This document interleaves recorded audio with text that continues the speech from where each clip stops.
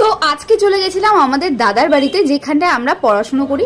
তো দাদার বাড়িতে ছিল আজকে কালী পুজো। তো দেখো এই যে দাদা তার ভাগ্নিকে নিয়ে দাঁড়িয়ে আছে, আর এই জায়গাটাই হলো কালী পুজোটা হবে। দেখো কত সুন্দর ডেকোরেশন করেছে। তো তারপরে নিচে স্টল ছিল, কফি স্টল, তাই গিয়েই আগে কফি খেয়ে নিলাম। তারপর দাদা বলেছিল যে ঠাকুর আনতে যাব, তোমরা সবাই রেডি হয়ে নাও, স্টল থেকে খাবার দাবার খাও। এখানে কফি ছিল আর ওইদিকে ফুচকা ছিল। আর দেখো কত ভিড়, জাস্ট দেখো। আর এরা কিন্তু সবাই দাদার স্টুডেন্ট, তো চারিদিকে দাদার স্টুডেন্ট রয়েছে। আর ও অনেক কষ্টে একটা ভিড়ের পাতা পেয়েছে এবং একটা ফুচকা পেয়েছিল। তো আমাকে বললো তুই আগে খা, তারপর আমরা খাচ্ছি। তো যাই হোক, ফুচকাটা দারুণ ছিল। দাদা এসে বারবার বলছে আরে ফুচকাওয়ালাটাকে মেরে ফেলিস না, তোরা আস্তে আস্তে খা। মানে এত ভিড় হয়ে গেছিল, কারণ দুপুর প্রায় 2টোর কাছাকাছি বাজে। তো রীতিমতো সবার খিদেও পেয়ে গেছে। এর মধ্যে বাজনা চলে আসে, তো বাজনা বাজতে শুরু করে। এবার বাজনাওয়ালারা আসার পরও অনেক দেরি হয়ে যায়, তাই আমরা খেতে চলে যাই।